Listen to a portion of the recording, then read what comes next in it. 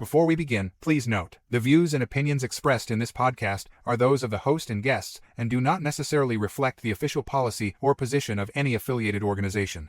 The content provided is for informational purposes only and should not be considered as professional advice. We encourage listeners to conduct their own research and consult with relevant professionals before making any business or career decisions. Enjoy the episode.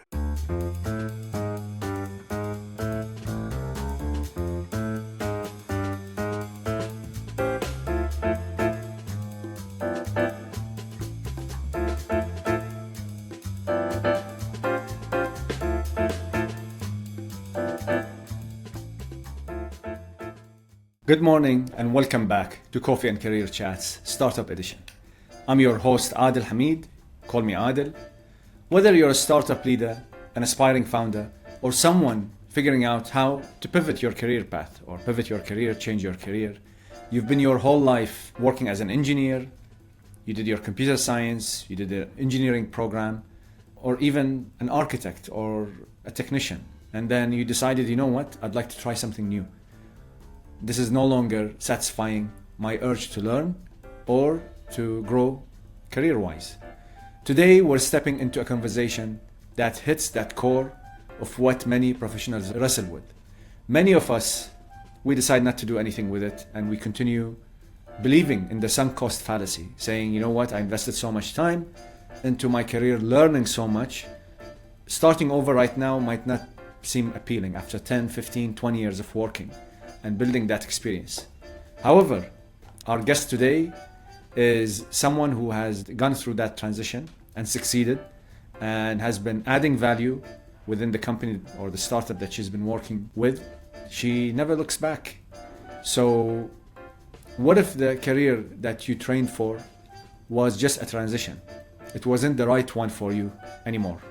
It was necessary so that you can learn some core skills and you evolve over time into who you are.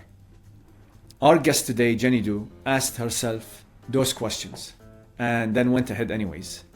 Trained as a researcher and a scientist with a background in chemistry, Jenny didn't follow the expected academic or corporate R&D path. Instead, she made a bold pivot from the lab to operations, and not in a conventional industry. She went from being a scientist and she became the very first employee at Apeel Sciences, a startup tackling global food waste through plant-based innovations that extend the shelf life of fresh produce, basically eliminating the need for using harmful chemicals like wax that we all know about and we kind of avoid consuming. Today, Jenny is the Senior Vice President of Operations, leading the global team overseeing complex logistics, regulatory compliance, and business systems. She helped scale the company from a garage-based experiment into an international force in the sustainable food technology. Jenny didn't set out to inspire, but her story is inspirational, precisely because it's real. She went through the stuff that you're probably going through, transitioning from a technical career path into an operational career path. There was no blueprint, no guarantees for her that she'll succeed, just the willingness to lean into the unknown and trust that curiosity, humility, and teamwork could carry her through this uncertainty. This is more than a personal success story. It's a case study in what's possible when you step outside the lane and you look for something new and you have faith in the universe and you're open to learn new things and go through the path of uncertainty. As highlighted in Harvard Business Review's article, Sustainability as a Business Model Transformation, businesses today must be bold enough to rethink everything from operations to purpose. Having someone like Jenny with her mindset definitely helped out Apeel Sciences in its growth journey because she brings that industrial knowledge, the technical knowledge, as a researcher, and then she applies it into the operations so that she understands how to map the processes and create those workflows and create the systems to deliver the value in an efficient way. Jenny's journey shows that individuals can do the same. When you combine scientific thinking with operational execution, you don't just change your own trajectory, you help reshape the entire industry and the entire company that you're working for. And in another article by McKinsey & Co. titled Building Food and Agriculture Businesses for a Green Future, the message is clear. Startups that integrate sustainability, science, and systems, or systems thinking, are the ones that are redefining the future of food, because they come up with innovative solutions that address waste, address the future need of scarcity of water, scarcity of resources, climate change, to make sure that humanity continues having the nutrition and the food that we require without resorting to harmful chemicals as well. That's also another aspect. So Jenny's leadership, as an example, or using her as a case study, is a vital part of that story that is shaping the industry. If you've wondered, what if I fail? Well, maybe it's worth asking, what if you don't? Grab your coffee, lean in, and let's hear how it's done from Jenny Do. Let's get started. Jenny, again, welcome, and thank you for accepting to have this interview. And it's less of an interview, more of a discussion. It's morning time in your zone. You're based in California, right? Yes, sir. And I'm based in Dubai, so I'm having my afternoon coffee. So, yeah, so thank you The again. beauty of technology. Yeah, sorry? The beauty of technology that Exactly. We're it's easy blessed. for us to connect. Yeah. Yeah, we're in blessed times. So we'll just jump into it. As I mentioned earlier, I know we've known each other for a few years now, and since the Stanford program. So this is probably the second time where we're having a one-to-one discussion to understand. I'm actually more curious because you're the SVP of Operations for Apeel Sciences, right? And you've done a recent TED Talk as well. This is probably not the first appearance for you. You've done many of these podcasts and appearances. So I'd like to learn more about you. And I understand that you went from a research career path to an operational career path. So maybe we could start from there. Where did you start? How did you get into what you're doing now? Yeah, sure. And first of all, thank you for the opportunity. I feel like every one of these is different, Yeah. and they are all kind of special, and there's something unique in each of the encounters. So always appreciate the chance to connect. Just to highlight one more thing as well. So we're targeting corporate experts who move into the startup world. So Yeah. this is Yeah. very much what you've done and succeeded at as well. Yeah. Thanks. I was gonna say we're still figuring it out, and I don't know if I've ever really been in the corporate side, but I can at least share a view of what the startup side, I guess, has been like, so that folks have some perspective. But yeah, first of all, I did my undergraduate in engineering chemistry. That's for places where that might not be as common a program. It's like a chemical engineering program, but with more chemistry program kind of combined together. And then went into graduate school after that in chemistry, more kind of in an applied chemistry like research group. And the research project though that I had at that time, while interesting, a new field had caught my eye. So the new field that had caught my eye was that of organic photovoltaics, so materials that would allow for like flexible solar, for example, applications. And I had no background in that area. So that's what ultimately drew me to the University of California, Santa Barbara. I had done my previous schooling at Queen's University back in Canada, where I'm from. But interestingly, I sought a group that had core expertise in this growing organic photovoltaics domain. I'd moved out to California, and upon my arrival, my principal investigator said, "Hey, I've got a different project for you." And in fact, that was a more like microbial fuel cells, kind of like research and application. So all of that is more just to say that like my path, thus even up until that point, was pretty unpredictable. Always doing like the black sheep project in the research group. But another benefit, I guess, to that was that that's where I met my lab mates, James Rogers and Luis Perez. And James had the concept for Apeel Sciences. He had pitched it at a UCSB New Venture competition, and I have the pleasure of being his first employee. And that was upon wrapping up my postdoctoral research. And he and Lou were finishing their graduate degrees at around that same time. And so James, myself, and Lou are the first three people at the company. For the first 2 years, we just had an idea on paper. We'll probably talk a little bit more about what that idea is. But to answer your question, we started literally in the garage of the house that he was renting at. And at some point, you're sort of like, oh, if you just need test materials, test research chemicals to kind of explore your chemistry, nobody's going to send that to your house, which is a good thing. So we decided we need a proper office and a lab to work out of. And at some point you don't realize that you start to take on these other responsibilities that are effectively facilities, safety, a little bit of almost like purchasing meets receiving.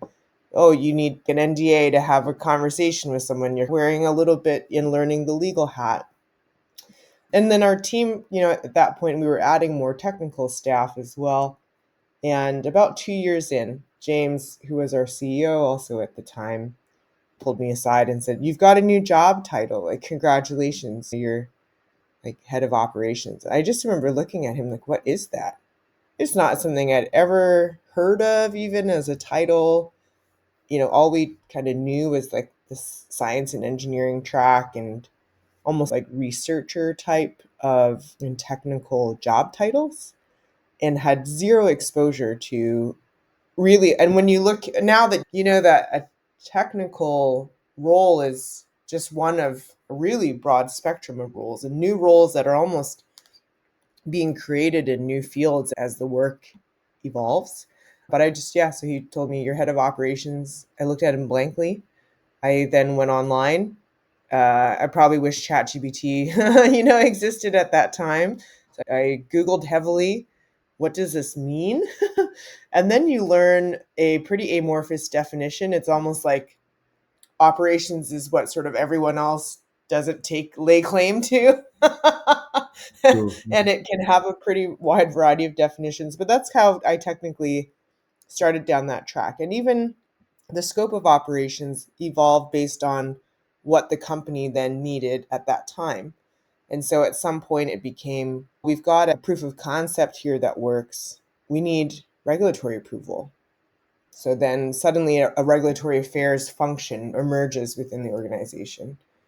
We might need a supply chain for this. A supply chain function suddenly emerges. We need to do this in a food safe and a compliant way. So then a compliance and quality function emerges. And so operations, for what it was, for what it became through organizational changes, has evolved actually through all of those stages. Excellent. If I say, what's the biggest challenge that you faced? You mentioned a bit about learning something new, but what about gaining credibility? Have you had those self-doubt? How did you deal with it? What about your peers and colleagues? How did you support each other? How did you overcome Yeah. all of that? Yeah, great question. I question myself every day, but it's probably what also keeps me honest and hungry, if that makes sense. Honest and humble. I know you've kind of like lived this too, and I think in talking to others, you hear it from others as well. Like, you're always walking a bit of a tight wire between where you feel like you've built a competency and proficiency, but stretching into something you don't know. Because if you only stay where you're comfortable, you can have results, but if you're seeking, I think, growth, and then you have to sort of expose yourself to things that make you uncomfortable, that you need to struggle a little bit more to figure out, if that makes sense. For me, I've really benefited from both. I think especially at the beginning, like all of us at the company were in that same boat, fresh out of school. The first several folks that we hired were technical team members who we really trusted to be in the trenches with us from both a values and competency perspective. And so I think we were all living that together. But at some point, you do need to seek out some more specific guidance. And so mentorship actually outside of the company was so important for that. So I think one of the things that's been helpful to me is I have no problem admitting what I don't know and asking for help. Then just being curious about it. Many people have been very generous, either for a short time or a long time in an interaction together over whatever, a single meeting or maybe a relationship that has evolved over many years. Peers, just like you that I've and others that we've met through our external courses that we've maybe had a chance to do for professional development. Like, it's been really great to sometimes just put yourself out there a little bit and see what most people are quite willing to share. I'm happy to share and help and offer a perspective, and then you have to go through yourself the work of sifting through that, deciding what you might use now and do those things stay relevant or how those may change over time. But that's been really important, is this seeking, and not just senior junior mentorship, but peer-to-peer mentorship. I also learn a lot from my own team members. We've also had over time really a great benefit of hiring in then folks with more specific skill sets and then learning from them as well too. So yeah, I think that's maybe my little bit long-winded answer to the question about how do you figure this out. It's uncomfortable almost at all times, often facing something new, but this is a team sport at Yeah. the end of the day. And to think about your team as more than just what's within the walls of your organization or your virtual walls of the organization, but really extending that to what could be viewed as your realm of personal advisors, almost personal and professional advisors. Yeah. Yeah, yeah. This brings another question as well, because as the beauty of what you've been doing is you started from the beginning. You've been employee number one, right? So as you started hiring more people that are probably more experienced than you in specific areas, more knowledgeable than you in specific areas, of course, the right thing to do is to stay humble. Say, we're learning, this is a problem solving exercise, but also that itself brings challenges, right? People who Mm, sometimes full of themselves, they will doubt you, they will bring their corporate mindset in playing politics and mm, to impact the culture negatively. How do you deal with such situation? What got you to stay focused, not get mm. sucked into, and protect also Apeel Sciences culture? What's your trick? Yeah, great question. It actually was a big draw for why I wanted to join at such an early stage. Just speaking to culture for a brief second. I think what was I looking for? I'm a science and engineering nerd, so I was happy that field that we're in, there's meaningful work, first of all. We're here to bring forward plant-based solutions to help fresh fruits and vegetables last longer, to reduce food waste. We believe that's a platform that can be extended to other problems where nature-based solutions, taking materials and mechanisms from nature, can help. We happen to be starting in food now, but we think that there are other challenges in the world that would benefit from that lens. There's a science and engineering aspect to this problem. And then the third really important criteria was like, wow, to build a culture from scratch. And so what's been important through that, and we've definitely been tested on it, and I think there's different ways that we could have handled that over time, but it was really, we defined what our values were very early on actually in the company. We were probably like 10 or 12 people. And it first came up because when we were hiring at the very beginning, and I had mentioned we had hired the first few team members were really team members we already knew and trusted from our time at the university. We started to have to expand the network beyond those we immediately knew and trusted. And so we were doing these interviews and we're like, what are we all getting at? We were all digging, we were asking these questions, and we said, let's try to articulate what that really is. And it was actually then a very early work to define the values. We've refined them over time, but only almost to just simplify them more. They haven't actually materially changed. We've added maybe one since then to just reflect a stage and a longer term view of the company as well. But that's made a big difference just to call that out, give them a name. And then it does take courage, though, to not just have those be words on a wall. How do you really live them in your everyday? So they were built into performance, like evaluations right from the get go. It's not just then the results that you would be achieving, because that's important too, but how you got there and how you got there with others was really important. And so you'd have to model the values also to be rewarded from an advancement or a growth opportunity perspective. We probed for those, and we even made sure that there was a section or a person as part of an interview group who would probe for those things specifically rather than just the functional expertise and the experience there. And we don't always get it right, but I think, are we acting swiftly to course correct for that? We do values shout outs so that, again, we want to bring forward stories about what does this look like. And I think what's been also, this is so simple but helpful, is if you just put out the word like leadership, there can be many different interpretations of what leadership means. So what's a tagline or a short description that puts a little bit more of a color? Is it repeatable to other people? Can you even fit it into a sentence in everyday conversation? So for us, that's writing the first draft, we say. Sometimes there's this ambiguous situation, and it's not that somebody has the right answer, but they can kind of stick their neck out a little bit, put a proposal forward that gets the wheel turning and gets others to join in, and maybe it takes it in a different direction, but hey, thank you so much for writing the first draft. Like we put it into words if we can, and that's been like really helpful too. So they're all small things. I feel like a lot of things, what I've learned is you can have a complex or a complicated picture of what this could look like, but at the end of the day, they're pretty simple principles. They're hard though to do because they're hard to do consistently.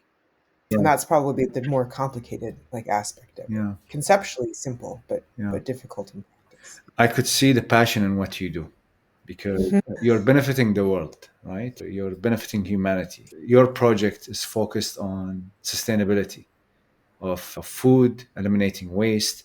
So maybe you could share with us as well, what are you guys doing? Yeah, would love to learn more about that. Sure. Um, I'll start with the problem and as we had faced it or had learned about it, which is what triggered then for us the desire to pursue Apeel Sciences. So first of all, it's estimated that a third of the food that we produce worldwide is lost or wasted before it ever has a chance to be eaten.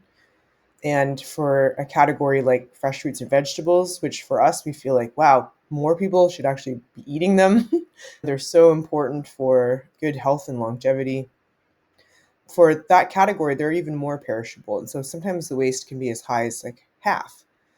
What's also really crazy is you're not just thinking about the waste of the food that, the food itself that doesn't get eaten, but we spend a lot in land use, water, fertilizer, labor, energy, packaging, all of that. And so when you throw food away, you throw away all of those inputs that really had.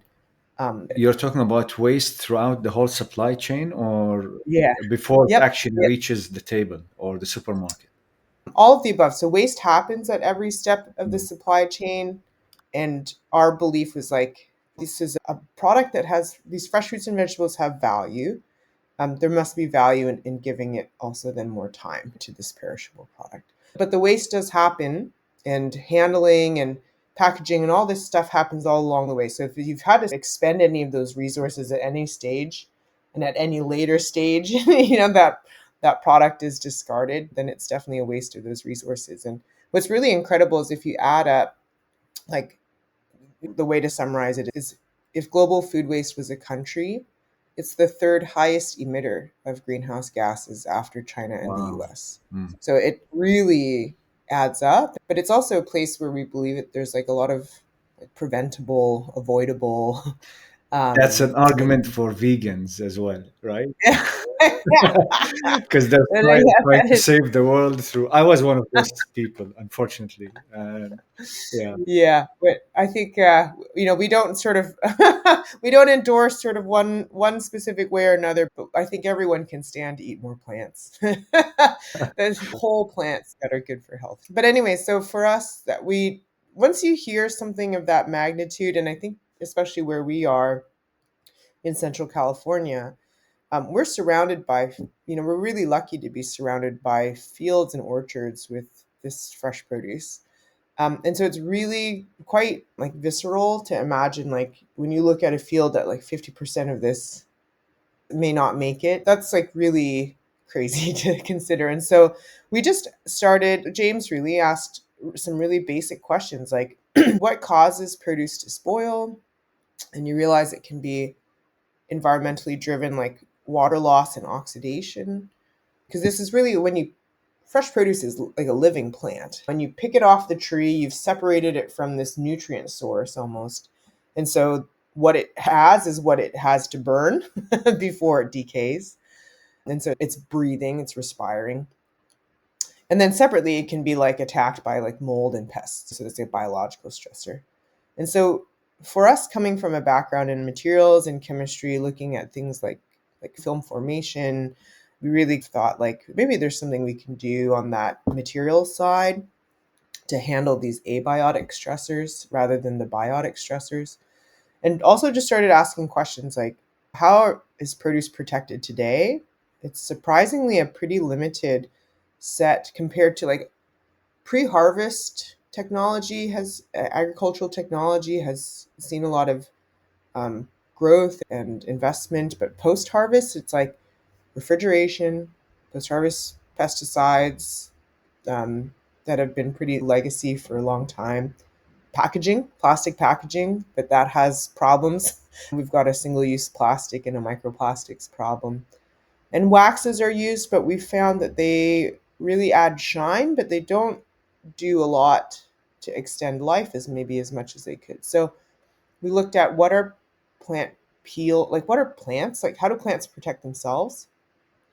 And that really led us to be like, oh, like they have a skin, they have a peel, these plant cuticles. Like, what are those made of? And so the more that we dug into that is how we got to the kinds of materials, these fatty acids that um, we felt like could help. If you reapply them in a thin layer on the surface of fresh fruits and vegetables to basically reinforce the existing natural peel, can you get improved retention of water and reduced oxidation in order to extend the life and quality of fresh produce. So that's it, like the long version of the problem that we learned about, and then asking a series of really almost very beginner questions because we don't come from food or ag or plant biology, to then thinking about what might be an interesting material to look at and try and then test that out as a proof of concept to bring forward. How are you applying it into the market? How does it treat Yeah, this? yeah, great question. So fresh produce, after it's harvested, they usually come into the centralized, you can think of an aggregation facility called packing houses. Some growers may have their own packing houses, but they may also receive fruit from others who are purely growers, not packers. So inside these warehouses, they're already handling fresh fruits and vegetables at scale. They may be sorted, imagine like apples or citrus or something. They're sorted by color, size, any surface defects that may also be present. And in order to do that, they're already also, for example, washing, maybe waxing, and doing other things. So inside these facilities, imagine these conveyors with a lot of fruit that's already flowing.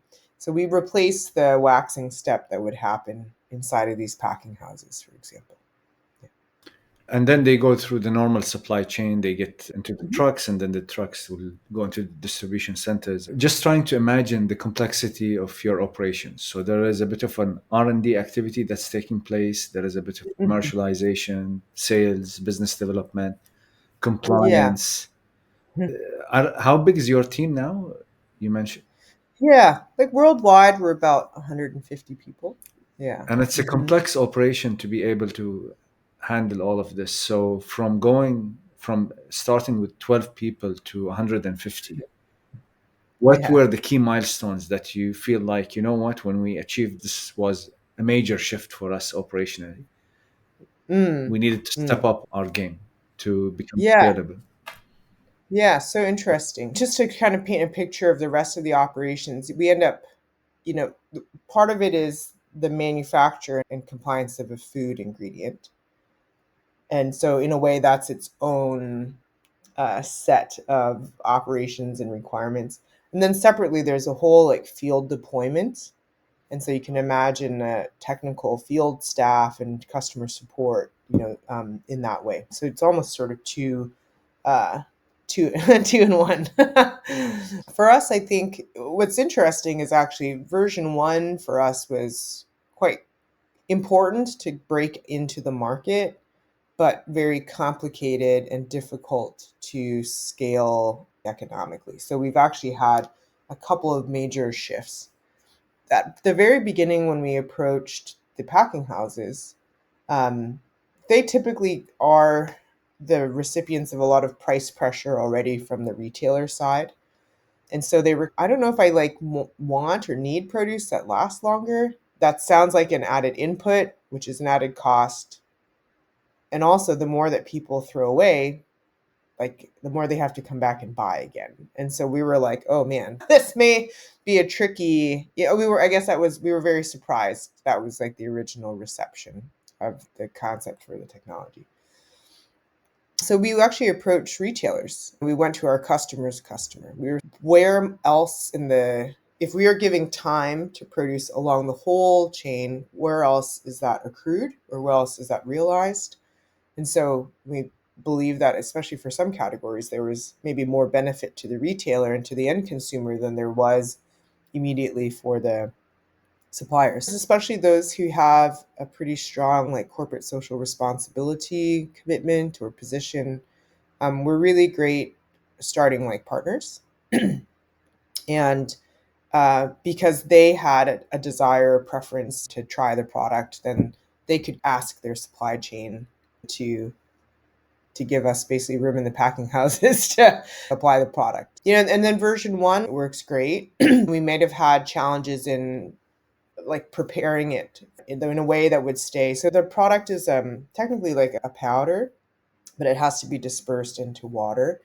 And one of the mixing to get that to work, like there would be no food safety issue, but maybe there was a solution stability. You didn't want it to separate quickly over time, but we had a short solution shelf life for our version one of the product. So we also had these suppliers who were or the packing houses that were maybe a bit reluctant to adopt the product. So we had a very hands-on, like almost mix on site, mix just in time to oversee the application of the product so that it was very hands off for the customer. But that's also a lot of cost and complexity for us to maintain versus being able to drop solution off in a ready to use format that the packing houses can use themselves, just like they might use any other agricultural input they're using today, like waxes or anything else.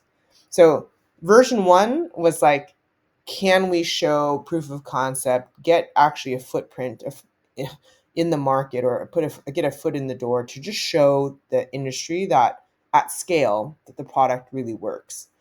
But there was a business model and an operating model that was very heavy-handed, white glove to get that opportunity, but very difficult to sustain. So, and it made it just also very hard and complicated to work with us. So we've since changed to simplify our business model, the operations, and in doing all of that, you also reduced like the cost and complexity to support all of that as well in the business processes. So those have been probably two like really major changes, and we're kind of, in the coming off of that, or working our way through this like simplification of the business model and the operating model, like part of the curve right now.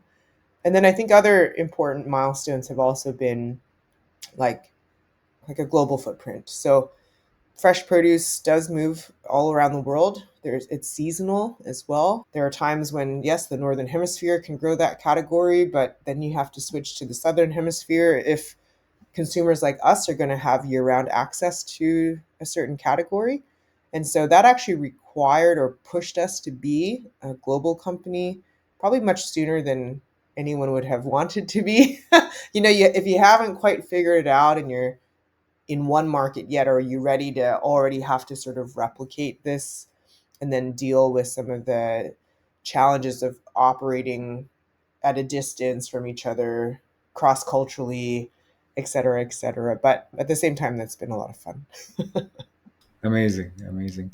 What about the human side of it, capacity side of it? Because that's also another challenging part, at least from my point of view, because we're all discussing tech, software, stuff like that. But then when it comes to a scientific product like this, Mm. it's a bit different, right? How you had to like custom design, tailor design something that's Mhm. specific to your business model. That means there are lots of risks, pitfalls that you have to be open to and quickly rectify. Feel Yeah, free to share any examples, any advice you have. we're still working through it a little bit because you're right. It's compared to, let's say, maybe like a product or service. And you hear about the, move fast and break things, and you want to iterate quickly. That's very difficult to do with a regulated product, food. And so how do you manage this balance between, so one, food safety is always primary, but then you're also going to introduce this product into your customers' operations. And if it doesn't work or it creates an operational challenge for them, it's very painful and it's immediately felt, and at a very large scale. You don't want to be like ruining, for example, or having a performance issue with, imagine like container loads of fruit or vegetable. Like it's very material. Yeah, I mean, for us, I think we've had to experiment a lot with the same principles still apply. Like, you may have some assumptions as to what's needed for your product to work when it's in your own hands, but the most valuable learnings still do come when you put it into the field or into the wild for your customers, to see it in that environment and to get their feedback, which is more important than your own. And so, yeah, I think we've had to do a combination of, you know, we would say, actually trying to establish a product life cycle with some clear gates or milestones along the way has been quite valuable. Um, and also, you're not totally so married to the process that you won't be flexible with it, but use it as a reference point and a framework. So for us, for example, when we were developing this formulation that would be more solution stable so that we could actually drop off solution to provide to customers, we have to do it in the lab scale, show some consistency. Suddenly we're putting a certain amount into these 1,000-liter totes, and we're putting them on trucks and we're just sending them around to make sure that the solution remains stable. And we have a small pilot line that we have established in our own facility to also test this, not just on, 12 pieces of fruit on the lab bench, but you can run a full pallet's maybe worth that we can purchase from somebody and then test in our own backyard. But then you need a partner, and in this case, fortunately, some customers who have a good relationship with you, who have trust, who are willing to give you some time on the line to really deploy the product and see how it behaves. Yeah, So, and performs. So there's a whole sort of, these are important scale up phases almost, if that makes sense, yeah, where you're piloting at larger scale with the right balance of urgency and aggressiveness without being reckless. Yeah, it's not really linear as many of us would think, Yeah, it's a bit, you have to really be open and yeah, listening at every front, especially yes, partnering up with customers.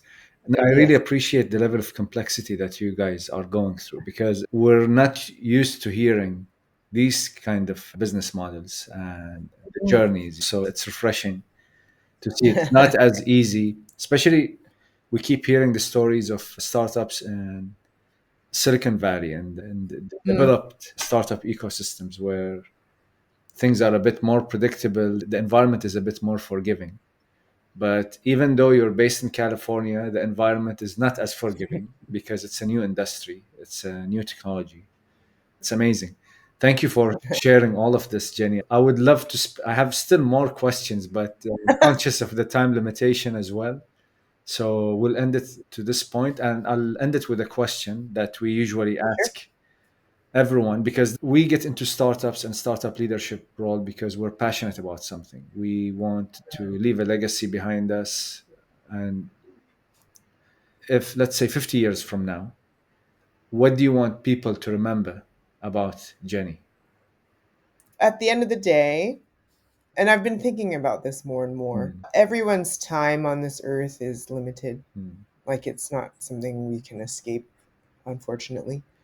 And so I have a coworker who summed this up really nicely.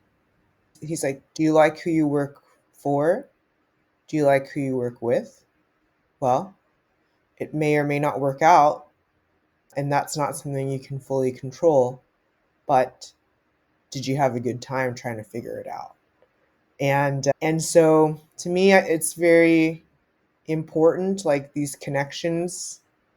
I think for me it's like I hope people feel when they've interacted with me that they just felt like seen, as multidimensional a human as they truly are, rather than just something transactional at work, especially when we spend so much of our time at work, really like relative to, especially if you might be sleeping at all, and hopefully you have some time for family and for yourself. But if folks really feel like we were able to strive for something meaningful together, and that they were treated not just as a cog in a machine, but seen really as in their whole humanness, then that would be lovely if I can do that.